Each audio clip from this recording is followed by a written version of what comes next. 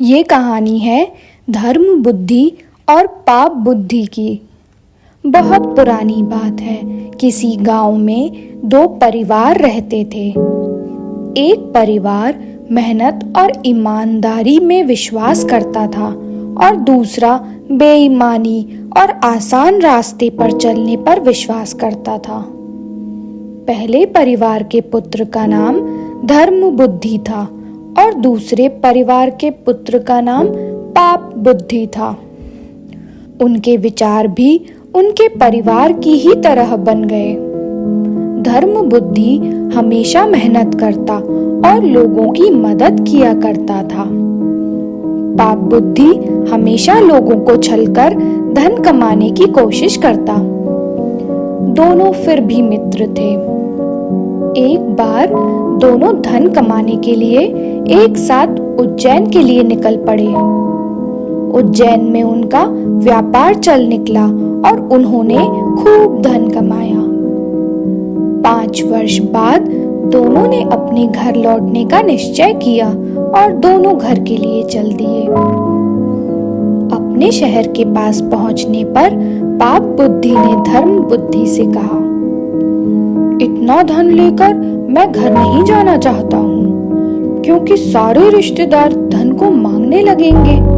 मैं सोचता हूँ कि जरूरत का धन ले लूं और शेष धन इस पेड़ के नीचे गड्ढा खोदकर मैं गाड़ दूं, जिससे यह सुरक्षित रहेगा।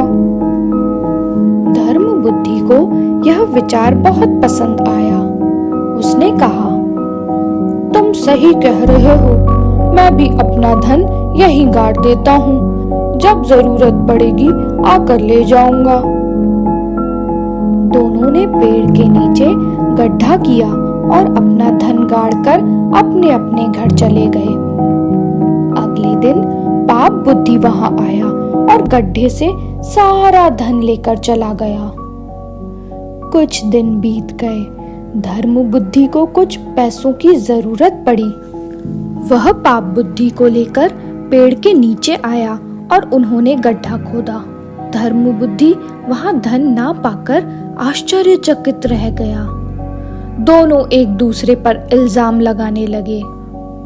अंत में झगड़े का निपटारा करने के लिए दोनों ने गांव के बुजुर्गों के पास जाकर सारी बात बताई। गांव के बुजुर्ग पेड़ देवता में विश्वास करते थे। उन्होंने अगले दिन पेड़ देवता से पूछने का निश्चय किया। पाप बुद्धि ने घर आकर अपने पिता से कहा, आप जाकर पेड़ की कोटर में छुप जाएं। सुबह जब लोग पेड़ से पूछें कि धन किसने लिया है, तो आप कह देना कि धन धर्म बुद्धि ने लिया है। अगली सुबह गांव के बुजुर्गों ने पेड़ के नीचे जाकर पूछा, हे वृक्ष देव, इनके धन को किसने चुराया है? पेड़ ने उत्तर दिया, धर्म बुद्धि ने। इसी बीच सभी गांव वाले हैरान रह गए।